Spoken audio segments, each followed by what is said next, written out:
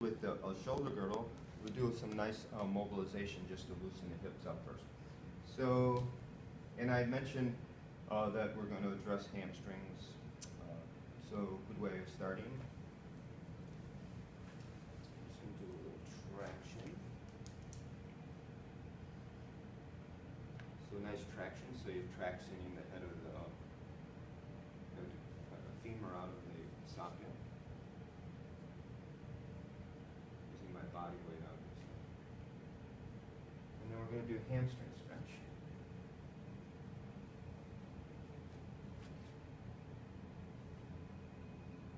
Let me know. It's fine. That's good right there. You want it a little further? A little further. Okay. How's that? I didn't move. I was checking. It's nice. Okay. So just nice, like we did yesterday in class. And again, just to emphasize, just a slight pressure back so it aligns the bones. Right, so you have a nice stretch of hamstring. And we're doing this for the hips because of the strong attachment on the ischial-tuberosum.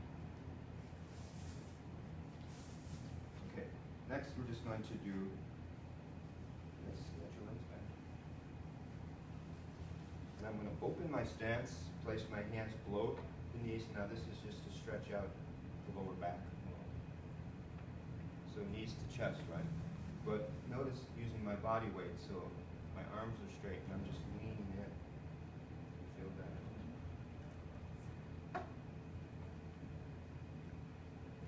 And then we're just going to come up like this and just do it. So now we're loosening around the iliums and how they articulate with the sacrum. Okay. Are you still glad you volunteered? I was thinking, maybe I should have eaten a little less. It's too late now, girl. Okay, now this. So now look at how her femurs are pretty much 90 degrees to the mat. So I'm going to come up and stabilize them with my legs. And I'm going to press down on the knees. So what this does is uses the femurs to press down into the iliums, which helps open up the SI joint. So it's all theory until you do the pressing. Let's see what happens. So here, I'm just going to let my weight come through like this. You feel in your SI joint. It's a lovely way to open up SI joint because you're using the femurs to press into the iliums, and when you press it down, it just opens that SI joint up. And because we're also dealing with the connective tissue, the thick aponeurosis that's on the sacrum, that acts as an anchor for a lot of the back muscles, you want to hang out a little bit. That's not too much? Hmm? Wow. So it's good to hang out, go some changes a little bit.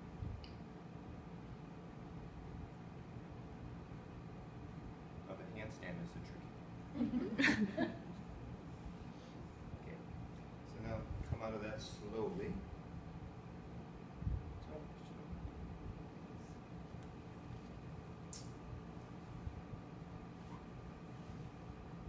Now we're just going to work on one side of the hip for gentle loosening. Okay, so we're going to do some range of motion. I'm using my body weight. Is it okay? Not too much? Nope. Ooh.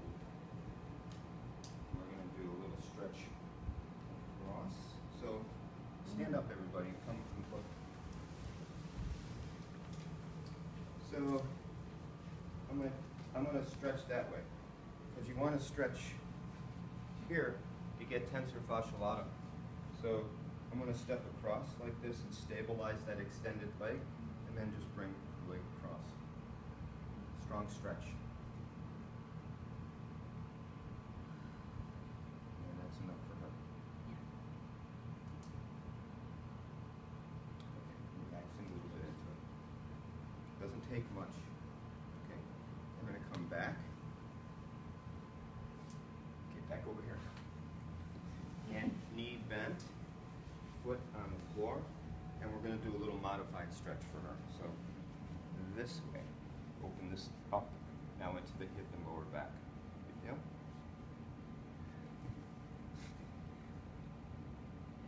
Okay. So again, I'm using my body weight and their leg as a lever to do the stretch.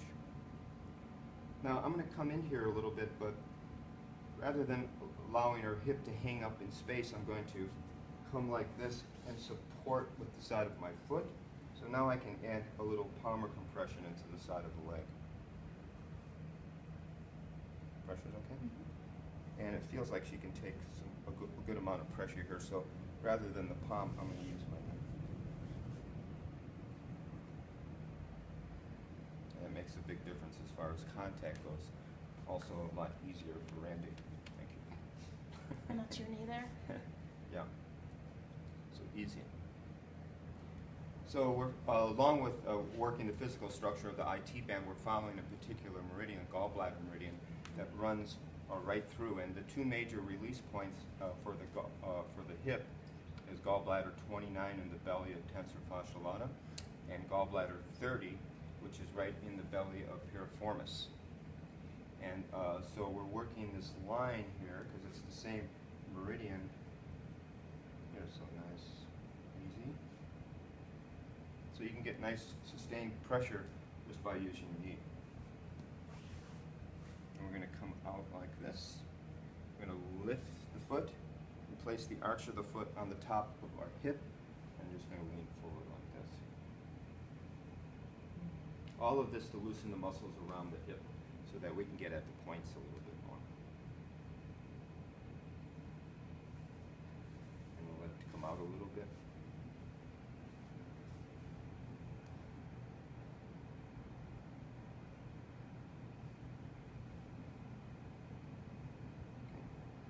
And a little range of motion.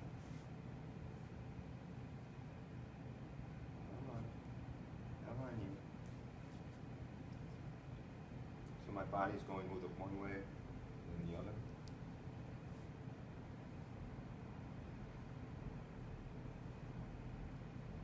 And then we're going to do a cross stretch. So now this is where the foot comes across here, and we're going to bring it across. Now, the whole purpose is to do this, to do a stretch. But I'm a short guy. So I decided to do the same stretch, but I'm going to modify where I step across like this, so my center is here more, and I can more readily stabilize and go across. I'll take it in increments because I know it can be a little tense for you. Is that okay? Mm-hmm. And there's no binding here, you know? You know, a lot of times when you do this, a lot of times people feel binding here. And that's the compression into the inguinal ligaments. So if you still feel like this stretch is valid, the only thing you need to do is decrease the angle, usually, and they'll be able to go into it a little bit more. So if you're working on someone that is binding there, you just decrease the angle. But know that if it's up higher and you stretch, she'll feel it a little differently. So the stretch is one thing, right? The stretch is one thing, but like how you position the leg makes the stretch different. So this is the stretch, but this is how it regulates where the stretch is. You know, here, more here, here down lower, it goes into the back. So know that, okay? So you can use the same stretch and just change the angle of the leg to make the stretch a little bit more effective for different areas. So that's nice. So now I'm going to come out of that. And I'm going to use my knee now to loosen the gluteals a little bit. And I'm going to do that by this. So after I come out of that, I'm going to sit so that I'm even with her hips. And I'm going to bring her over and slip my knee under there. And then I'm just going to bring, relax a little bit. And I'm just going to do mobilization out onto my legs. Okay? That feels really good. Can you say that a little louder for the video audience? Great. Thanks for hamming it up. Do I? You know, this, but the position here, you got to get underneath there pretty good. So you got to bring them across and really pull in there. And then when you bring them back, you'll feel, you want to be in between greater trochanter and the sacrum. You don't want to be on bone. You want to be on soft tissue. You feel that a little bit more now, because the engagement's a little better.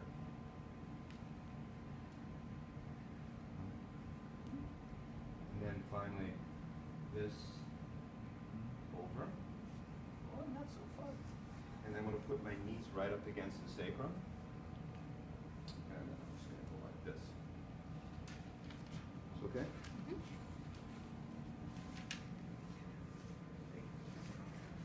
So it's easy. Helps really loosen lower back and gluteus. I don't know exactly what it's doing for me. But it's really a lovely lever move, and it's very simple. And we're going to come back. And to finish, we're going to straighten the leg. And I had mentioned when I was using the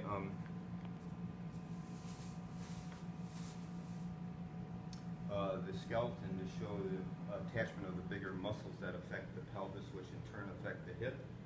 We talked about the hamstrings, which we did stretch. And now for quads, in the straight leg position, we're going to do a little compression.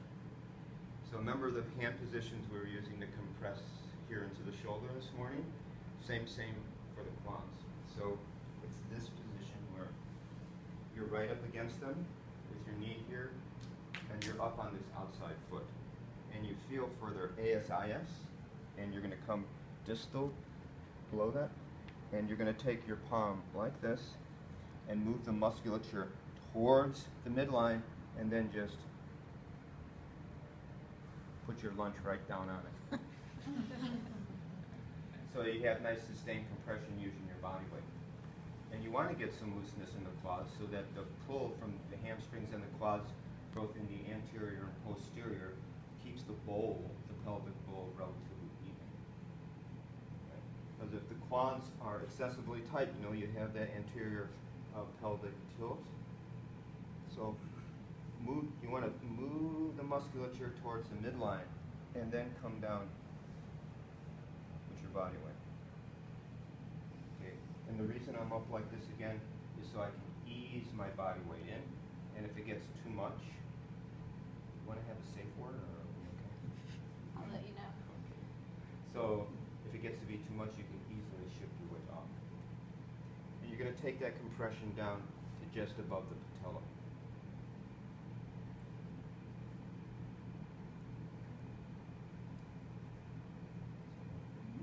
Lovely way to do sustained compression. Now, say you see the validity of sustained compression in the quad, but this might be too much for your wrists. Okay? So,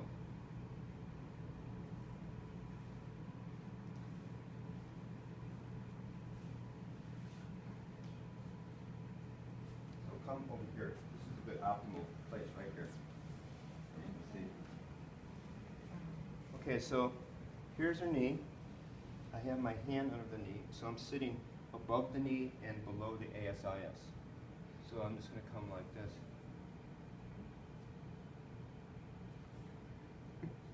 Phew. There you go. Hold your hand. So pressure's okay? Yeah, it's not as strong as with your hand. Ah, so nice to know. You didn't have a good lunch then. I hardly had anything to eat. So are your calcaneus going right into her leg? Not Is so it much vertical? calcaneus. It could be like right above the calcaneus. Oh, okay, so you're just. Got it. Y'all see? So you want to be above the knee. This is great. These are the kind of things we learn if we take bodywork in Thai massage schools. They do a lot of these sustained compressions. They call them blood stop, which is basically a misnomer to a certain degree, because if blood stops, so does client. But what it does is it slows the blood down. So because there's such a sustained pressure here, there's backup here.